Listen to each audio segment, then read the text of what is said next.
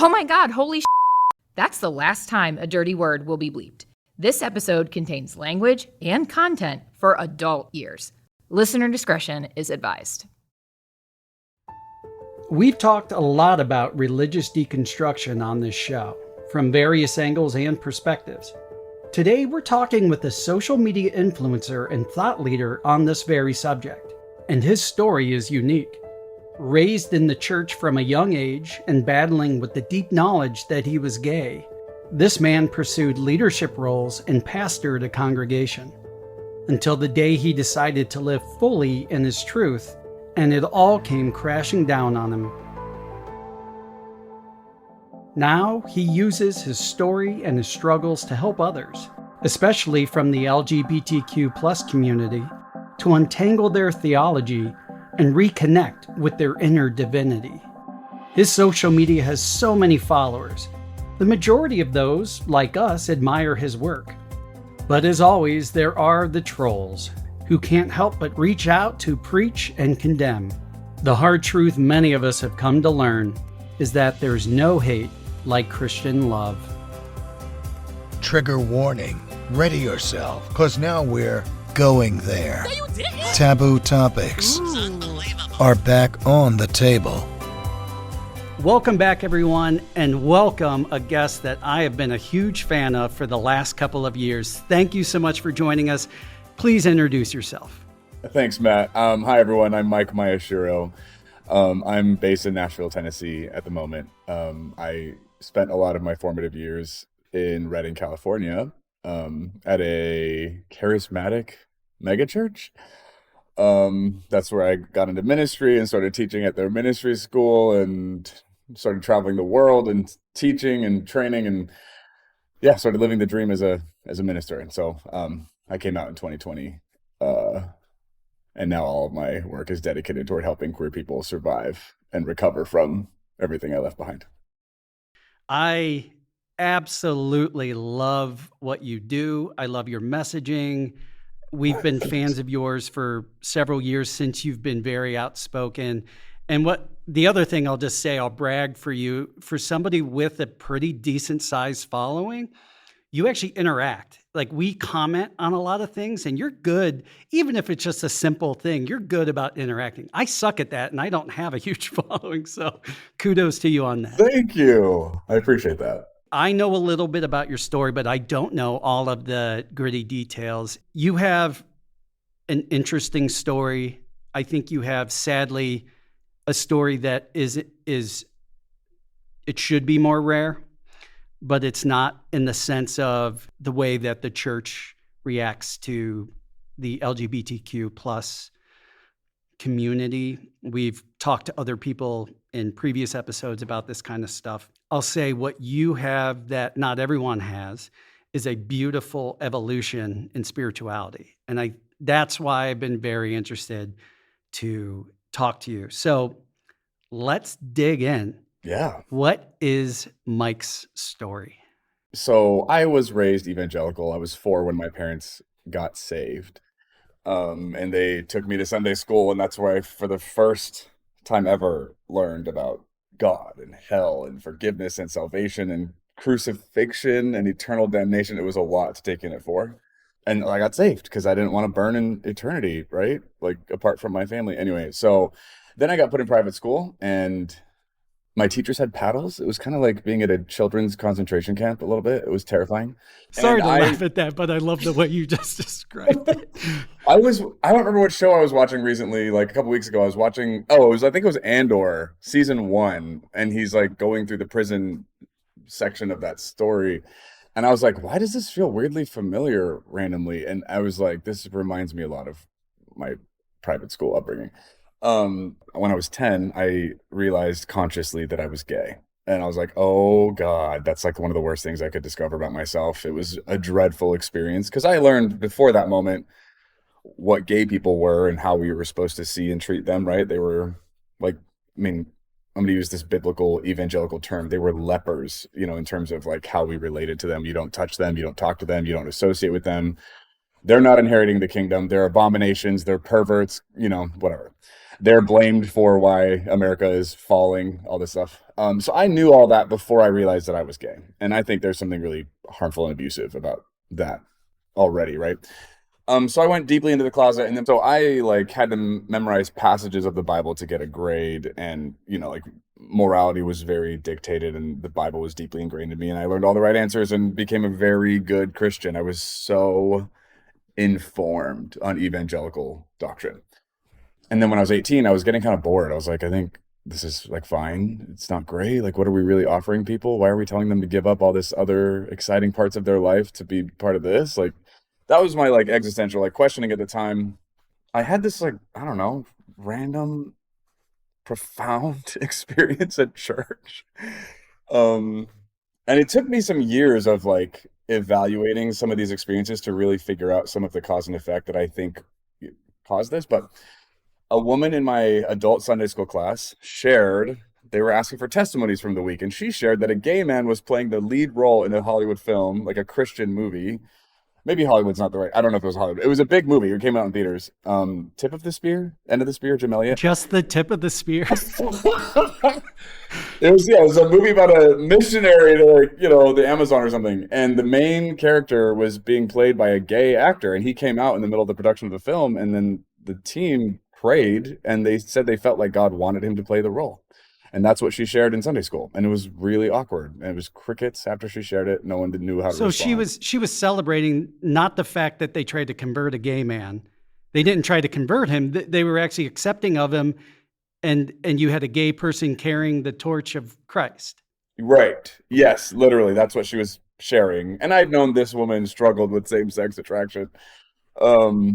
So it was awkward. I was so uncomfortable. I was like, why is she doing this? She knows it's not going to be received well, but she shared it anyway. Anyway, by the time I left Sunday school and got to the adult service of our church, I was in a different state. I did not know how to exist with what was happening in my body and being in that environment. So we start singing the normal church songs that we sing every Sunday, and this time everything is different. Like I all of a sudden have no defenses, or like, I don't know, I just felt very susceptible and exposed, and every song we sang I just began to weep. And the language I would use, so whoever's listening, feel free to filter this however you need to, but like in my understanding of my journey, I met God that morning. Like I encountered a being of immense depth and profundity and love and humility. I remember just being really profoundly shaken by how gentle and kind and massive this being was. I just sobbed. I really didn't have like a grid for how to cope with this. And then 8 months later, it happened again at a young adults thing I was going to on Friday nights, a church thing. We were singing worship songs, and it happened again. But in that experience, I heard who I understand God to be tell me that they wanted me to be gay. And I knew that God wasn't allowed to say that to me, right? Like I knew what the Bible said. I knew what my pastors believed. I knew what my parents taught. Like that wasn't acceptable. It wasn't biblical. So I knew if I told anybody what I experienced that night, they would think that I was listening to a demon or being led astray or whatever. Right. But I knew what happened to me. I was like, it changed my life. Anyway, so over the next 14 years, I'll have probably 8 or 9 more experiences like that, where I continued to experience this profound presence of love and acceptance and care and power. And they would continuously affirm me as a gay man. And I would benefit from that in my inner world of just feeling loved and seen and valued, and yet also remained closeted, because I went into ministry and I knew how gay people were supposed to behave in that world. You were supposed to erase yourself. You weren't allowed to be gay. You weren't allowed to exist, right? Was your decision to go into ministry because of that? Was it connected to that in a way, or was it just because of the overwhelming connection that you felt with God? Yeah, I think my decision to go into ministry was 2 parts. I think I almost want to say subconsciously, but it wasn't that sub. I think my mom groomed me to view being a pastor or public speaker in the church as like the highest form of success I could achieve in my life. I did not think about that until I was in my 30s, but I think that was a factor in my own formation. Then the other part of this, on my own emotional journey and kind of learning into my adult life, I was like, if I'm going to give my energy and time and talent and life to anything, I want to help people know and understand God the way I do. Like, I want people to experience this kind of liberation and authenticity. So I think it was those two things together that compelled me to do that. Yeah. So through several dramatic spiritual experiences, I ended up landing at a place called Bethel Church in Redding, California. Um, because the church that I had been going to didn't really have answers for me. There wasn't a lot of metaphysical, supernatural, there wasn't room for those kinds of experiences. And I was having several of them and I didn't know how to make sense of them. Bethel is all about that stuff. So anyway, I ended up at Bethel and went through ministry school there. I got kicked out of second year on the last day because a friend of mine outed me. And that was traumatic. It was not handled well. It took me months to recover from that. But then the leadership who made that decision apologized to me and gave me my diploma. And then shortly after that, I started working at the church that the school was associated with. And then I started teaching at the school. And then I started like taking interns and leading trips and then traveling and teaching. And, that all took off. All the while having these profound experiences with God, affirming me as a gay person. Were you ever speaking to homosexuality or any of those things? No, I avoided the subject as much as I could. Okay. I'm actually happy to hear that because Same. we've all heard the stories where, they're preaching against it hardcore because of that internal struggle, which you of course empathize with those people as well. It sucks regardless. Yeah, I don't know if I empathize with those people, actually. Let me take that back. Okay, no. That's fair. Yeah. I mean, as a gay man who went through that, I actually feel very strongly and differently about that choice than empathy. I don't feel empathy for them. I wouldn't say I condone it. I think it's horrible, but it's understandable when you hate yourself.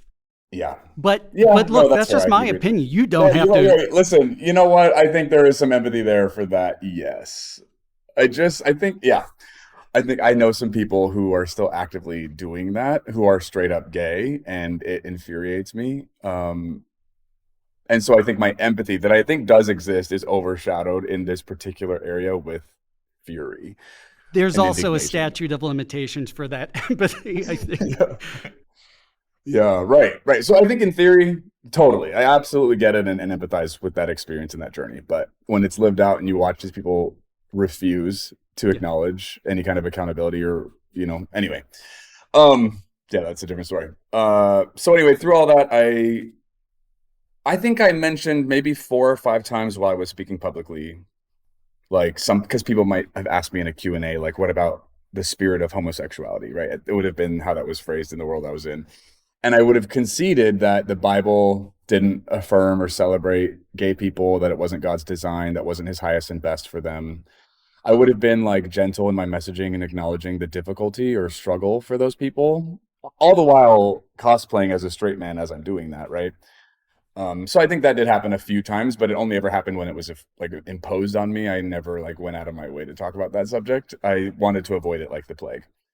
And then in 2020, right before the pandemic hit, I was watching a Taylor Swift documentary. And she went hard on advocating for queer people and just affirming the validity of the queer community and that the rights that we deserved. And I don't know, there's something about that moment. I was at a certain point in my own journey and process where it hit me, but it hit me in a place that I would categorize in my journey as spiritual conviction. I was like, something profound is happening right now. And then 2 weeks later, I had another one of those experiences with God, and 3 weeks later, another one. And then that one was the one that was the straw that broke the camel's back. And I just I couldn't stay in the closet anymore, especially with the platform that I had and the church that I was associated with. They were overtly anti-gay. So I had to make a choice, and it was the scariest thing I've ever done because I was about to lose everything. And so I had to choose between my authentic self and my sincerity and my relationship with God over the ministry and business and career and persona and reputation I had established. And I eventually finally chose to love myself. And that was the beginning of the end. How did that process go? It was dramatic. First of all, there's a lot of my own internal process. Like I had a lot of grief and sorrow I had to work through. I was preemptively grieving loss of so many things, and then also retroactively grieving all of the suppression and like self-abandonment and betrayal that I had subjected myself to for decades. That was really painful and scary, and it just kept coming in waves over months. I just like kept finding new things that my body had to grieve, and my inner child was like finally finding a way to express some of the stuff that I wasn't allowed to feel for so long. So that I felt like I was falling down a staircase and just gaining more bruises and cuts as I fell, and gaining momentum as it was happening. And then I started talking to people. So I started with some close friends and coming out to them, and they were all, I would say, surprisingly supportive / receptive to what I had to say. Now, granted, my understanding of like what a gay person is and deserves was not very well established at the time, so I didn't recognize some of the homophobia that was going on in that part of my journey. Thankfully, I think I'm glad I didn't. And then it came later where when I started doing research and learning and reading and just voraciously consuming new information around gay people and gay people in the Bible and gay people in theology and the history of queer people. I started, and then also just like justice work and, equity in this area. I just started developing an attitude of like, oh my God, I've been subjecting myself and accepting subpar treatment and classification, and that's not valid. That's not justified. Like, I don't have to live this way. This is crazy.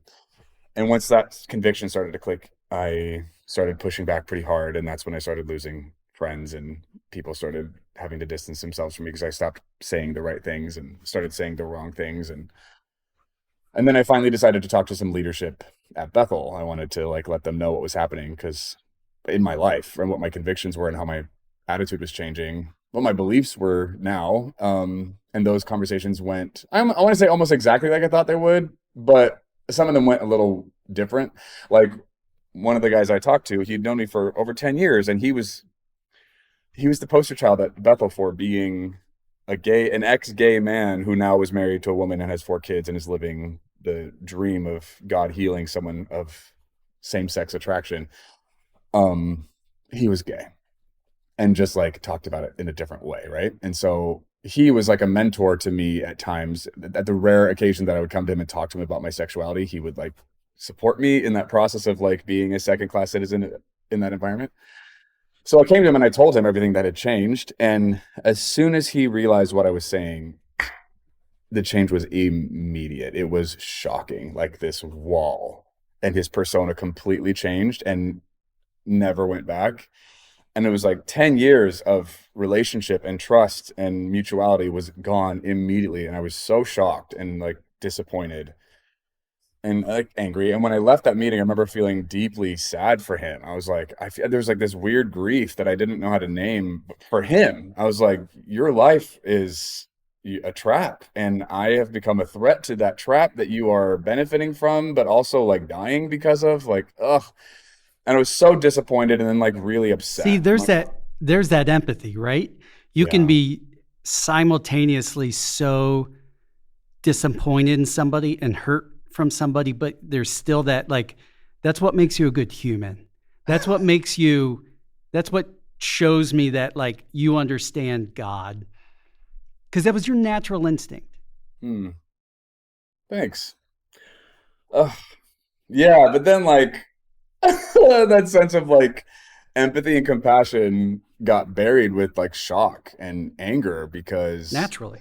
the stuff, I'm like, anyway, I don't understand how people in his position live and do what they do, knowing people like me, and then refusing to give us a space to actually like communicate and like be honest and address, the harm and like problems with the ideology. Anyway, to me, there's something very uniquely twisted and gross about that. Was your family and friend group in general supportive of you coming out, or was that you lost everybody across the board for the most part? My friends were supportive at first, and then throughout the process, when I stopped tolerating heterosexist and homophobic qualifiers, some of those friends fell away and left.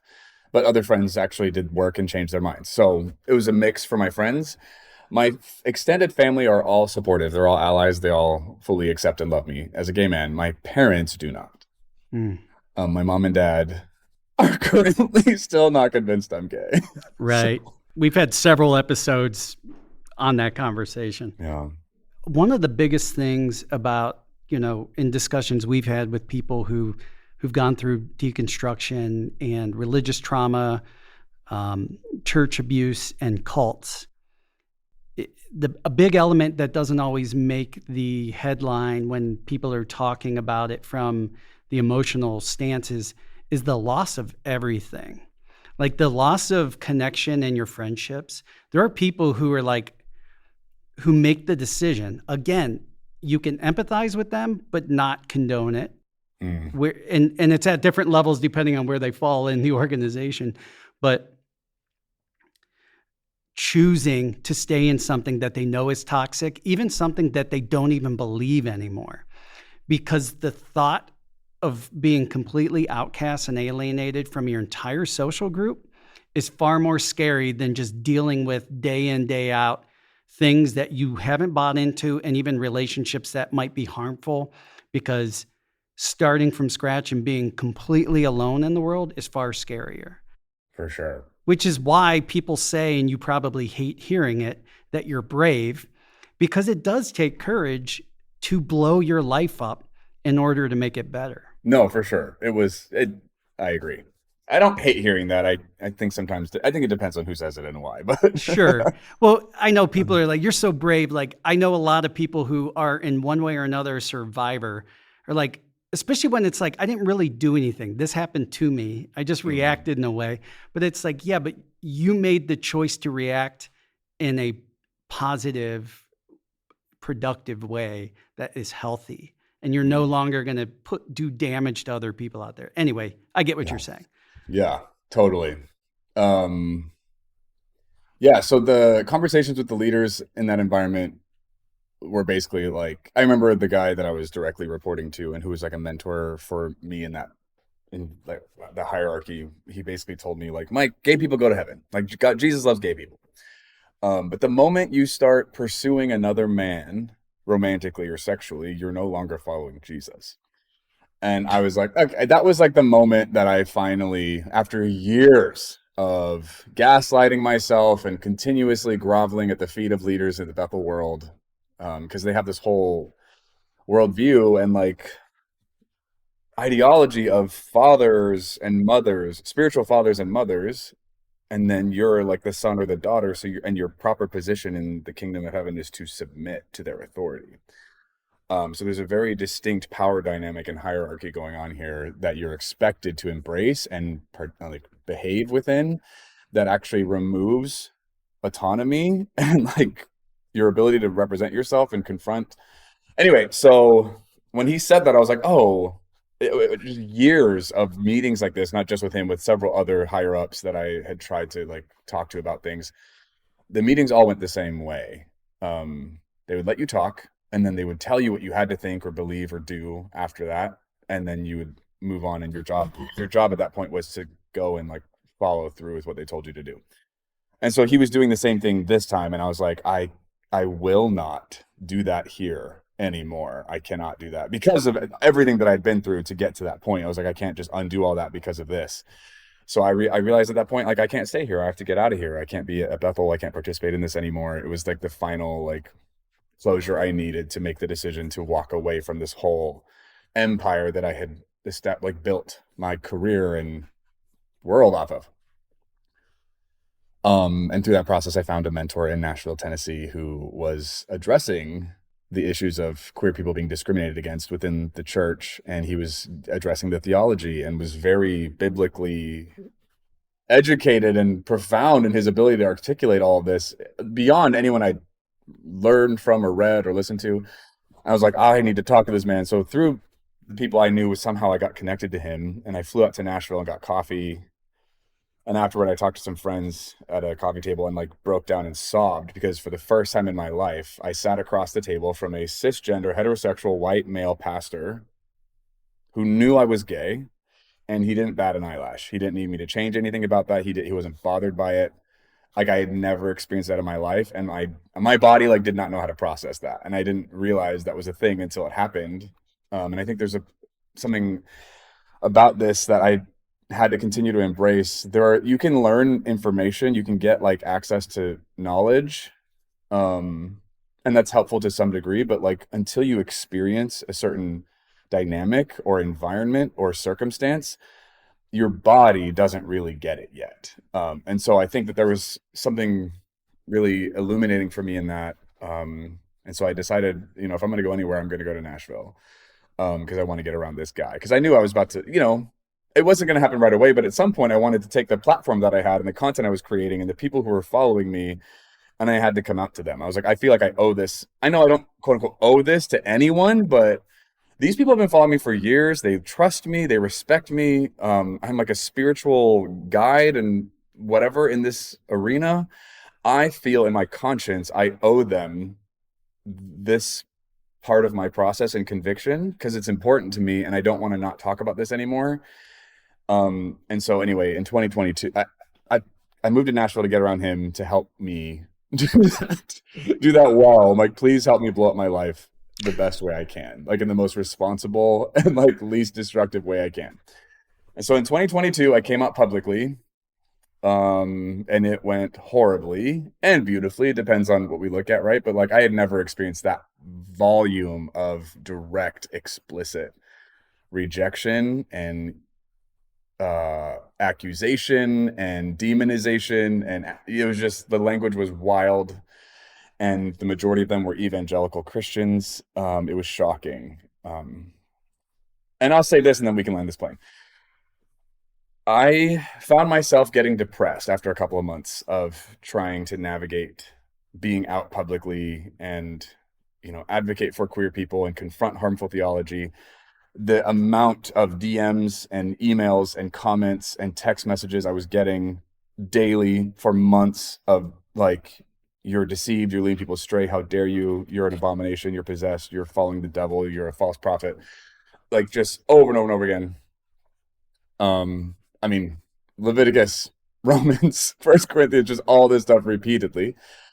It started having an effect on my mental health, and I remember waking up and realizing like I didn't want to wake up the next day. Not that I wasn't excited to wake up the next day, or when I would go to bed, like I just wasn't looking forward to waking up, and I was like, oh, this is not good. Like this is not a good sign. So I started like going to the gym. I started going on walks outside. I started talking. I was talking to friends about this process. I got a therapist. I started writing fiction. Like I just did all these things to try and help me cope. And those things were marginal. And so then I did this thing intuitively because I was like, I don't know what else to do. I started screenshotting the hate that I was getting from people and publishing it. And instead of trying to fight with the commenter or the person messaging me or try and persuade or change their mind, I just took the horrible things they were saying, made it public, and started teaching my audience, like, here's why this is homophobic or not true or unfounded or whatever. And I just used them as talking points for myself. Selfishly, it was like, I need to do something with this hate. I can't just keep leaving them unread. I can't just keep blocking people. I can't just keep deleting comments. Like, it is messing with me. I feel unsafe in the world. And so I needed to figure out how to push back and establish some sense of recourse. And so I started using their hate as material, as content, and people ate it up. They were appreciative. They like jumped in. It like provided opportunity for them to show support or defend me or, whatever. And that in itself was really helpful. But ultimately it gave me something, dare I use the word constructive, to do with all this hate that I was getting. And I was finally having a system that I could put it somewhere, and it wasn't going to haunt me anymore. I got closure with each arrow that was shot at me, and that revolutionized my mental health. I like suddenly I was returning back to the optimistic, hopeful person that I had been my whole life. I was like, what? It was like the one thing that made the massive difference in that journey. And so I'm not saying I recommend people doing this, but like that, I needed to do that to survive, because the alternative was I just needed to stop creating content and just like turn off my Instagram. And I was like, oh, I can't let these haters win. Like, that's not an option. So what else can I do? And then it was that. Anyway, so all that to say, I took my content creating and my coaching and all the things I was writing, and I started directing it toward providing language and advocacy for the queer community and supporting queer people recovering from evangelicalism. And here we are. not everybody has the reserved nature and the diplomacy that you illustrate through a lot of this. But it is important because you obviously have a gift for coaching and leadership. And that's what it wasn't just your mom pushing you into it, right? Like you have this, you want to connect with other people, you want to be a positive influence, you want to be the light in people's lives. You've experienced God, which especially in church, I've never experienced God in church. All my God experience has been outside of it. And teach their own, but I think that was a natural progression. And not only is it cathartic for you and helpful, it's hugely entertaining sometimes. It is so frustrating and makes my blood boil reading some of it. But I think it is helpful because people need to see, I think your main audience is people who need to see how to deal with it. But there's also the other people of like, oh, is that how I sound when I'm saying that? Like the big saying right now is, there's no hate like Christian love. And if your page is anything, it's that. I mean, it illustrates not only that, but how to deal with it. And you at no point are telling other people "fuck you" and doing that. You do it cleverly, and we'll get into that in a moment. I actually sat and thought about this as I was writing the outline leading up to this episode. I've always really connected with your content, and I follow other people like John Pavlovitz and Pastor Brandon, some of these other folks, April Ajoy. But yours I connected with more than most people's. And I was sitting with why. And if you notice, when you start talking to anybody else who's gone through or is going through deconstruction, they can speak your language better than any other human on earth. Don't you feel like you make this strong bond with people that you just don't experience in other places? For sure. The trauma bond. Yeah, for sure. I've never been queer. However, what I realized in unpacking why I connected with it, it was because you and I have a common shared experience in the sense that we were in church, never feeling like we fully fit in the sense of if they knew the true us, they would not accept us. And we might not even accept ourselves. The fear of the retaliation of, from the mortals and the immortals. And then on top of all of it, this still underlying sense that there is God and I'm somehow connected to it. And none of this meshes. And so every time I read something about you or something you post or even just talking to you now, I just like all this stuff inside me is screaming because I'm like, yes, yeah. Like I get it. It doesn't have to be the exact same experience, but it speaks to me so much in the sense that you asked me before the recording, like who's my audience? Anybody who's gone through deconstruction or has gone through any kind of organized situation where it was cult-like and it had to deconstruct that, it speaks to them on so many levels, not just, because it was religion or because it was anti-gay or anything else. So like I said at the beginning, it's unfortunately not a rare enough story, but it is such a human, horribly beautiful one that I think people of all walks of life can connect with. Thank you. Yeah. Unfortunately. Yeah. This happens all the time and it makes my skin crawl. So there was a recent reel. Don Lemon goes around and interviews people. He's talking to this guy and the guy's like, "Oh, you're Don Lemon, right?" And Don's like, "Yeah." And he goes, "Yeah, well, I don't agree with you because you're gay." Don's like, "Okay." And he's like, "Well," and the guy goes on to say, "Well, I'm a Christian and, that's a sin." And Don is just like being very cordial. And the guy's like, "But, we're all sinners. So like, I can't judge you more than the next." And I can tell the guy was trying to stretch himself to be like, "Look, I don't hate you." And some people might have looked at that and said, "Oh, that guy was being fair." But I hate that.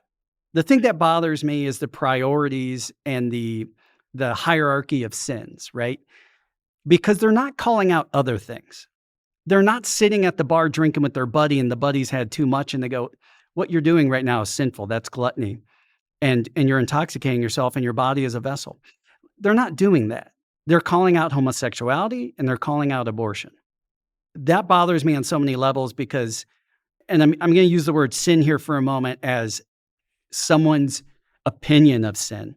If you wore the sin that you believe is a sin on the inside that you're the most ashamed of on the outside, like a proud gay person would, you would hate yourself so much. I think there's some level of jealousy there because you are living in a truth. And if they let the skeletons out of their closet, they wouldn't be allowed in their own church. But what are your thoughts on that dynamic of, well, you're a sinner, but we're all sinners, but also that's not okay? Oh God, we don't have time for this. Okay. That's a great question. The doctrine of sin, original sin, and how that whole thing evolves and then erodes the human being's sense of self and value and whatever. In and of itself, I think is so toxic. And then, of course, when we start bringing in the queer community and how inordinately we are targeted and discriminated against and scapegoated more than other quote unquote sins. The thing is, like, murder, I'm like, I don't really use the word sin anymore. I don't really grab onto that concept as something constructive or helpful. But if I were to do that, murder obviously to me is like, that's a sin. We shouldn't do that. Stealing from other people, we probably shouldn't do that. Right? When we start talking about gay people, I have people that show up in my comments to defend me and they say, like, hey, what about your sin? And I'm like, whoa, let's just be very clear. Me being gay is not a sin. This is not the same conversation. So we're not comparing my attraction to this person's propensity to harm other people. Like, those are not the same thing. That's a completely different conversation. And that sometimes does get lost. But when it comes to we're all sinners, I think the thing that bothers me more than targeting gay people in this is the statement we're all sinners actually gets weaponized by the people who uphold this worldview, and they use that to bypass or ignore the harm that certain people are causing because everyone's a sinner. And I see that continuously used to defend and justify Trump. Like, he continuously gets excused by evangelicals because nobody's perfect. No leader is perfect, but this man is chosen by God. He's like David. Just like, it's wild, the comparisons that get made.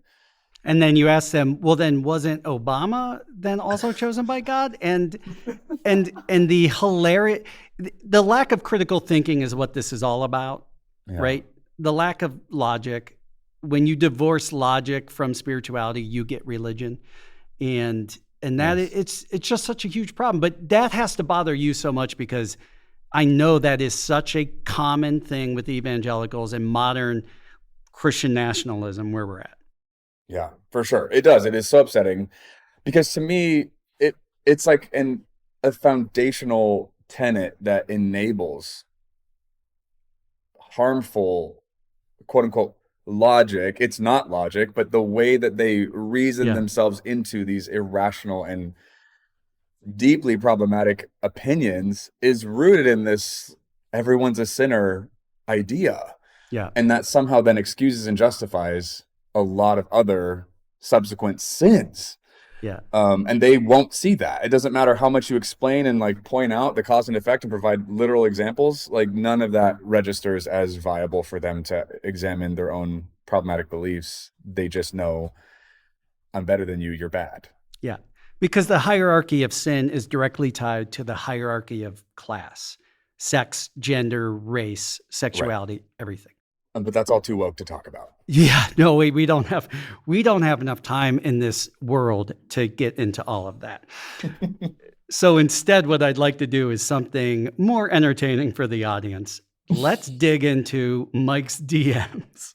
Oh my God. Okay, we're going to share some of the conversations, and they range across the board. So we'll share the conversation, and then we'll kind of get Mike's take on each one. These are the hate comments or DMs that I get that I will screenshot and use as teaching opportunities, or more just to showcase an expose of this is how people behave today. What he's going to read the bad guy, and then I'm going to read me, right? Is that the setup, Matt? Yeah. Okay. Here we go. Mike, God intended for marriage to be between a man and a woman. James, did you mean to say that here specifically? Yes, because I'm stating theology from the Bible. Adam and Eve, Mike, not Adam and Steve. This one's short and sweet. Why'd you share this one? I'm like, it's weird to me that people still say that. Adam and Eve, not Adam and Steve, just feels so ignorant. And I'm like, you should be embarrassed to be like saying that out loud as a reason to justify demonizing people. But this, I mean, it still happens. So one, I want to just demonstrate like, hey, this is still a thing. This is still like informing people's worldview. And then also just like how random this stuff can be. Like, why is he coming to this post and specifically tagging me and saying that? I'm like, the post, I don't remember what post it was, but the thing that I posted that he commented on this, it wasn't even about gay marriage or gay people. So it was just so random that he said that. So I was like, why are you saying that here? Like, and so to me, I was just kind of sharing like this stuff often, I think, depicts the projection that evangelicals have to practice in order to maintain the psychosis of these really damaging beliefs that evangelicalism upholds. They can't help but outsource the psychosis onto the world around them and other people and project their unresolved issues onto what they feel justified in condemning. And this felt like a case in point. Like, this just happens all the time. It looks like this. It doesn't make any sense. Anyway. Dare I say, I suspect some of these commenters are jealous of your current status and lifestyle. I think that's probably true. I do. Not all of them, but some. Not all of them, but yeah. I do think that's true. Yeah. Yeah. Here's another one. I'm sorry. I hate to laugh, but it is like so unwarrantedly mean and ridiculous. This is like mean tweets. Here we go. You are a false prophet and you're misleading many people. Why are you teaching heresy to so many people? Do you hate Jesus? I'm a false prophet? Says who? The Bible. If you're teaching stuff that's biblically untrue and standing behind the Bible to say it, then you are a false prophet and a heretic. What am I teaching that is biblically untrue? That homosexuality is biblically okay and that it's not a sin. What research have you done on the subject? A good amount. What research have you done on the subject? A good amount. Clearly not if you're speaking heresy. Based on how you're approaching this, I'm assuming we have a different definition of the word research. Yeah. He of course has to write biblically so many times, which is the hardest word for me to say.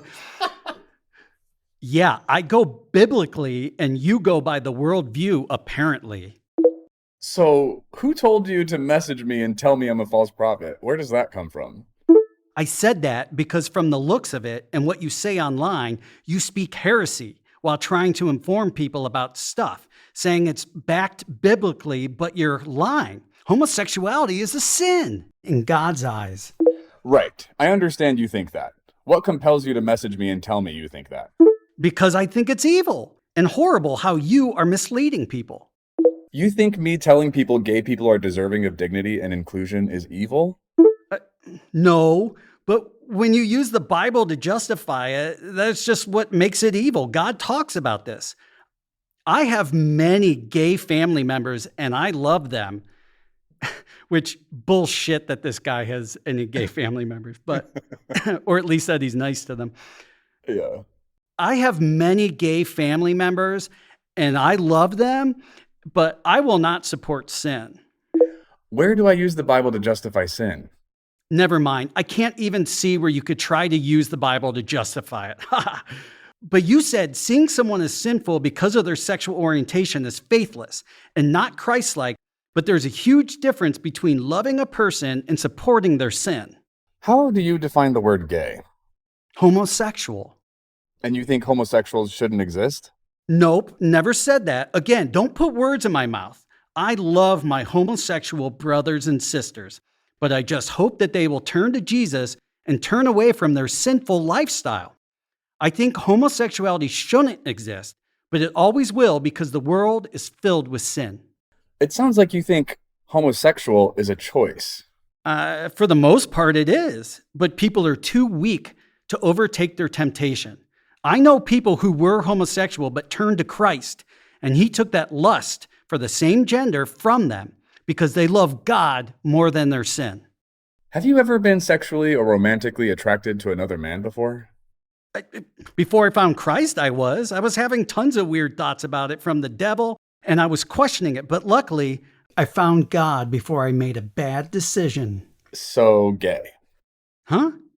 Yes, there were gay thoughts, but I was not saved by Christ at the time. And now you don't experience attraction to men anymore? Not at all. It's been so long, and God has done so much in my life. What's your argument? You think the Bible says being gay is a sin, so therefore gay people aren't real? Brother, what? That makes zero sense. You said you think being gay is a choice and that people can just choose to not be gay. I agree, that makes zero sense. Well, if they choose God, he will take that sinful lust away from them. I agree that without God, being gay may not be a choice because of lack of self-control or impulse to take those evil thoughts and transform you. In my experience, Jesus takes the evil thoughts of hating yourself away, and he forgives you for using the Bible and religion to demonize a very normal, natural part of being human. No, that's actual heresy, brother. Be careful with that. If you try and excuse your homosexuality and act like that and live a Christian lifestyle, that is lukewarmness and will not stand with Christ. Obviously, people will have slip-ups. Nobody is perfect, but you need to follow Jesus and he will take away the sinful desires. Yeah, I just told you the sinful desires Jesus takes away is not someone's natural sexual orientation. It's demonizing people based on bad theology and shoddy exegesis. You're the one who should be careful. Yeah, that's just false. I don't know how you're so confident yet so wrong. Natural sexual orientation is heterosexuality, not homosexuality. That is from Satan. That's your argument? It's from Satan? Science, psychology, the medical field, and academia are all wrong about human sexuality. It's just Satan? No, there are satanic aspects in all of those, but none of those are directly satanic. But homosexuality is from Satan due to the fact that it is against God. You think homosexuality is against God because you think the Bible says so. The Bible also supports a geocentric model of the universe and flat Earth. Do you think the Earth is flat and that the sun orbits it? Nope. That is a verse widely taken out of context. While God is very clear on homosexuality being sin, Thag wasn't the gotcha moment you thought you had. And yes, the Bible does say so. I don't just think it says so. It's not one verse. It's throughout the Bible. The biblical authors thought the Earth was flat. Okay, bud. Ha. Literally, no good points. So you bring up something completely different. Obviously, they thought the earth was flat because that was widespread belief in the day. Not like God is going to explain science to you. Ha! Gotta find it out. Did you read what you just wrote? Yes. Ha! Do you not understand? Because if not, I probably shouldn't even be arguing with you because you must be brain dead. Obviously, you're not ready yet, but if/when you want to face your real life, the one God gave you, my coaching is available. I'm straight. Which I think he was saying I'm straight to try to convince himself. And I gave him a double thumbs up. God bless, brother. If you really want to follow God wholeheartedly and have any questions, let me know. Cool. Thanks for stopping by. God, that was a lot. That was a lot. And how did I didn't look at the timestamps. Did that all take place in one conversation or was that like back and forth over? It was probably a 24-hour period. Thoughts? Anybody reading this on the outside looking in, you're like, okay, this guy is contradicting himself multiple like throughout. And he's obviously a closeted gay/bisexual person, and he has dealt with his unwanted sexual attraction by shoving it deep down and again projecting onto other people how he thinks they need to be living or what they can't be doing. And it's sad when I see the energy. I'm like, how is this person still trying to fight with me? I try to give them like outs and like what are we doing? And then when they continue to persist and there's this energizing like persistence, I'm like, okay, something else is going on. So that's when I was like, hey, so do you like men? Is that why this is still like a subject here? And then he like weirdly admits, like, yeah, I used to. I'm like, okay. Almost like you were saying it as a dig, right? Because that's how he sees it. But the fact that you called it out and caught it is hilariously awful. The whole thing. I mean, it was almost hard to read because I'm like laughing because it's so ridiculous. Yeah. For you to be preaching God and hate simultaneously, so hardcore. This one is important. Will you just play your mom for a moment? Okay, got it. Mom, I keep seeing your posts on Facebook about Trump, and I think I'm going to need to block you there. I don't want to see my mom celebrate a sexual predator, homophobe, and white supremacist on my social media. I don't tolerate that from anyone I follow, and I don't want to do it with you. You raised me to value justice and hold our leaders to a standard of even higher morals than we hold for ourselves, no matter how wealthy or powerful they are. I don't get how you got here or how you can celebrate him, and I don't want to keep seeing it. Thank you for letting me know that you're blocking me. We have to agree to disagree at this time. I'm sorry for how misinformed you truly are. This is its own episode, but in short form, there's a lot of people, myself included, who've had strained and broken relationships due to our current climate. And there is no one right way to deal with it because every human is a different context. You know, if your parents are willing to love you despite something and are willing to put in the effort, I think it's worth doing. And not just parent, any strong relationship. But the agree to disagree, I'm no longer willing to agree to disagree. I just disagree. How's your sister handling this now? Oh, I think ultimately the result of this ongoing conflict is limited contact. My mom doesn't get to see/talk to her or her grandkids often anymore, which is so sad for me to watch. But I get it, and I support my sister in having to make the decisions she needs to take care of herself and her family. I just feel really sad. I think my mom has established and invested in a whole trajectory where she's going to be losing a lot of things over the next several years, and it's painful to watch. The empathy is there, and also like I've had to do so much work to try and make sense of my mom's behavior and her attitude and how she's shown up and not shown up for years. And yeah, so the result has been it's very limited contact. Yeah, it's heartbreaking, but there's a lot of us going through that right now.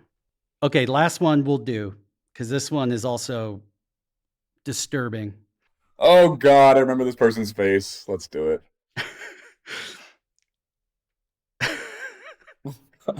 Sorry. If you would know about Christianity, you wouldn't be gay. What do you think I don't know? Yeah, obviously. Spreading the wrong gospel is false. So if I knew the right gospel, I'd stop being gay? I'm sorry, man. I love this part. 3, Moses 20, verse 13. Being homosexual isn't just sexuality, it's an illness. What is Moses 2013? I thought you were a pastor. I mean pastor. If a man lies with a male as a woman, both of them have committed an abomination. They shall surely be put to death. Their blood is upon them. 3 Moses 20:13. Ah, the third book of Moses. So what should I do? Third book. I mean, I was trying to figure out what she was talking about. And I was like, oh, wait, this is just a cultural difference. Stop being gay. But if you don't want to stop being gay, then you should stop spreading the false gospel. That's a sin, bro. Why did God make Adam and Eve? Think, bro. Think. If I could just think hard enough. I'm sorry. Your responses are fucking amazing. Okay. This world is lost because of people just like you. Stop being Christian then if you can't live a life for God. Being gay is satanic, and you know that. You just want to spread the wrong gospel. Who told you being gay is satanic? I don't know that. Because being gay isn't Christian, then it's obviously satanic. You know that. You just want to spread the wrong gospel. What do you think my goal is with this wrong gospel? To make people believe wrong things and lead them to hell. And what do I get out of getting them to hell, do you think? Satan's goal was also to bring as many people to hell as possible so he wouldn't suffer alone. And that's your goal too, right? Yeah, I was worried that I was going to suffer alone, so I decided to be gay and bring as many people to hell with me as I could. Ha ha ha, I knew it. I'll post it everywhere, and my friend will find your IP, and I'll publish your address. Again, no hate like Christian love. Yeah. Not only does God love you, but you're a sinner and you shouldn't be preaching this. I'm going to track you down and expose you. But like, you already are out as all of these things. So your IP address to do what? I don't know. I mean, rationality just doesn't, you have to like learn how to, I've done this enough that I have to shift into a different mode and like accept that rationality is not a part of the conversation. Sometimes I try to introduce it, but it doesn't go well typically. I don't really know. I don't know. It's like hard to figure out sometimes where people are coming from. My dream is one of these days, one of these homophobes will take me up on my offer and work with me and like change their mind, would be able to accept themselves and like love themselves and come out. Like, I think that would be really cool. I don't know if that'll ever happen, but Matt, literally no one has ever asked me to do that before. So that was a really fun surprise and I enjoyed it. It was fun. Thanks for doing that. We didn't go through all of them. There were some messages where I feel like at least on a logic level, you got through to some of these people, some of the ones that you've shared, but not enough where you're getting through to them on an empathy level, on a level of just basic human decency and, again, critical thinking. So before I ask my last question, because I know you have to get going here, first of all, thank you so much for doing this today. And thank you so much for reading through those things. First of all, I've read all of these things over time just as a follower. Getting to read them live with you there's something magical in the room. Where are you at now with your spirituality? I think that's part of the beautiful piece of your evolution and story is understandably so. And as you get feedback from other people who've been ousted because of sexuality or something else, there's this everything that is God that I know to be God, and religion and faith and spirituality has no place for me. And that's an understandable take that a lot of people who went through this kind of trauma, any kind of religious trauma take. And I always tell them, I get it. But like God is everything, everywhere, all the time. And I get if you don't want to call it that. I didn't want to call it that for a long time. But like God's in all of us. And where are you at with your faith? I'm not asking you to make a proclamation, but you're still using your voice. And there's such a Christ-like, the core of Christ, not biblical, not biblically Christ-like. No, there is a beautiful Christ-like heart and voice in what you do. Whether or not you still think of Christ or Christianity as the core, like where are you at with all of that? Thanks for saying that. That's really kind. Yeah, the short version of this, I feel wary because like I'm going to say something and then people will have all kinds of options to assume that may or may not be true, but I'll try. When you say there's a Christ-like component to my voice, that I take that as a compliment. In that I have some kind of belief value that there is a spark of divinity in everyone that we could call Christ. And I'm fine with that. I don't need to call it Christ. I don't need anybody to call anything in particular anymore. But I do think that, like, as you said, God is everywhere and everything. And like all of this is God expressing themselves. I think that's true. And I'm comfortable using the word God. I don't need people to use God. We can call it the universe or source, energy, I don't know, whatever. There's lots of other alternatives and I'm like, fine with that. But I do believe there's something more going on here than just a random selection of cells and impersonal matter clashing and fumbling through its own lack of consciousness existence. I don't think that's true. Underneath all this, I do believe that love is a distinct component to whatever that energy is comprised of. I do think that there's like a divine, dare I use that word, love at the source of the existence we're experiencing. And that's because of the experiences that I've had. There are definitely aspects of Christianity I still value. I think partially because that's like my first language, right, to spirituality and morality. It came through Christianity. But the other part is just as I've deconstructed and then continued to push through and studying and paying attention and like working through stuff, I can pick up some things in Christianity that I still value without triggering myself because of all the things that I hate and like am opposed to and where it was hurt by in quote unquote Christianity. So there are a lot of Christianities in human history and currently right now, right? So when someone says they're a Christian, there are lots of different versions of that they could mean. So I still identify as a loose Christian at this point. I'm a loose Christian. That's the term that I feel most comfortable. I've not heard that anywhere. I don't think it's like dignified, but I'm a Christian with some people, or like in some people's definition. And then for some people, I am happily not a Christian. I am no longer a Christian, if, depending on who's asking, because that word, that label, that identity carries so many different iterations and meanings.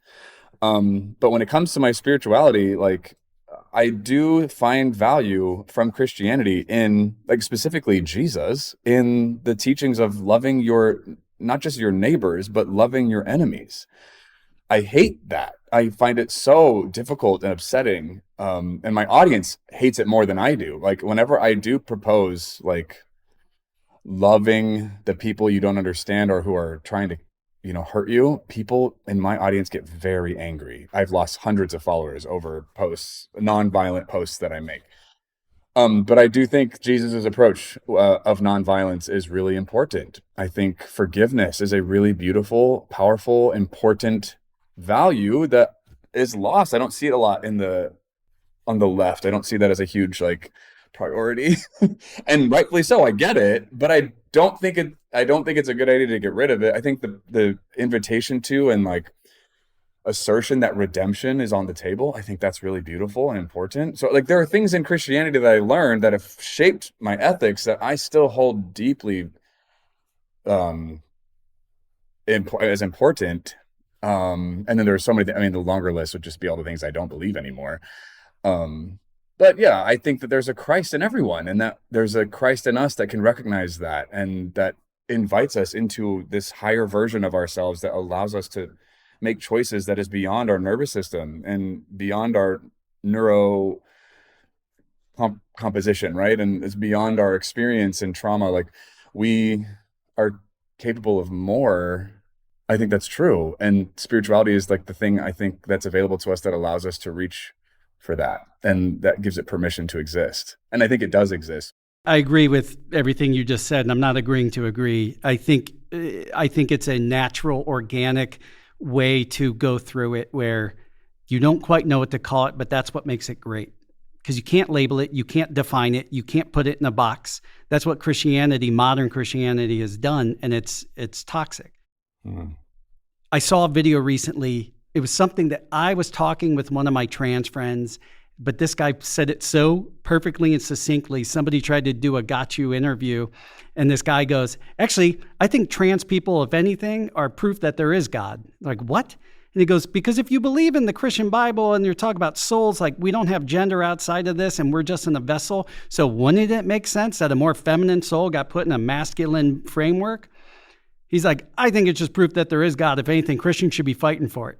And you're like, nice. I love it. Amen, brother. Amen. Yeah. All right. I'd like to ask a final question that is kind of off topic, but random, just to throw you for a loop. Here we go. If you could go back in time and tell Christ one thing that could possibly change the trajectory of his movement, what would it be?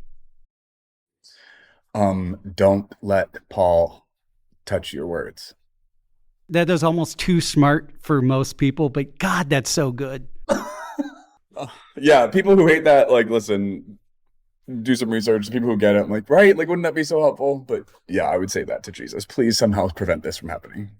All right, plug the hell out of everything and everywhere people can go to hear the words of Mike and the comedy of Mike and his interactions with loving Christians. Nice, thanks. Okay, so I think the best place to follow me is Instagram. I'm the most active and prolific there. I'm the most engaged with my audience on Instagram. So I think following me there is the best place. So at Mike Maeshiro. If you want to see the work that I do, the groups that I host, the coaching that I do, the random workshops and book clubs that I host, which I do regularly, MikeMaeshiro.com has all of that. And then also I write on Substack. So I have a paid subscriber Substack where people, are subscribed there, and I write every week on subjects. I've been doing an unofficial series on deconstruction and like what happens after that, and kind of sharing some of my own process and that currently. But like I've been doing it for years. I wrote my whole coming out story for 2 years on Substack, and all of that is backlogged for people who are subscribed. They can go read all of that. Anyway, so Substack is a great place to check out my longer form communication. And then I have a podcast, Confessions of a Reformer. I publish once a month now, so it's not as often as I used to, but I'll have guests on there to talk about things. Yeah. And then I'm on Facebook and YouTube and TikTok, but Instagram is probably the best place. For anybody going through the deconstruction process right now, in the simplest form possible, what words would you like to share with them? Be gentle with yourself. Treat it like a ladder. Don't just jump off. Baby steps. Pull the ideas apart step by step. Don't just like throw yourself headlong, because you can actually hurt yourself psychologically. It's a lot. Depending on how deeply entrenched you were and how invested you were in your religious upbringing, for you to lose hell, eternity, Jesus, the Bible, whatever, right away, it could be detrimental. It could actually have like really harmful effects on you. So I would say take it one rung at a time. Baby steps, pull it apart, give yourself space and time and process. Talk to people. Do not do it alone. Don't do it in an echo chamber or isolated. Like, have people in your process you can like share things with. You can ask questions. They can challenge you. They can support you. They can validate. Like, you need that. It's a relational experience. You didn't just like wake up one day indoctrinated. You were nurtured into that. So nurture your way out of that. And then with all that in place, go hard, hit the stuff, interrogate your beliefs. If there is harm coming out of what you believe, if there are people who are marginalized by what you believe, if they are if you create outcasts and like subcategories because of your beliefs, they need to be pulled apart. You have some decolonizing and probably some supremacy and racism built in there. Go hard at that stuff. There are so many great resources out there. If you have any questions, you can DM me. I'll send you a lot of resources, like books to read or whatever, but like address those things. There's so much expansion and evolution to experience now. Don't limit yourself to a sad box that was imposed on you by people who decided things for you and about you before you were even born. Like, you can get beyond that. I would say that. We just went there. Now you can go to thegoingtherepodcast.com for links to all the podcast platforms, our socials, and of course, YouTube. While you're at it, give us a rating, share with a friend, and subscribe. This podcast is brought to you in part by its host and Frame One Media, in association with Joe Cowley and Bobby Thomas.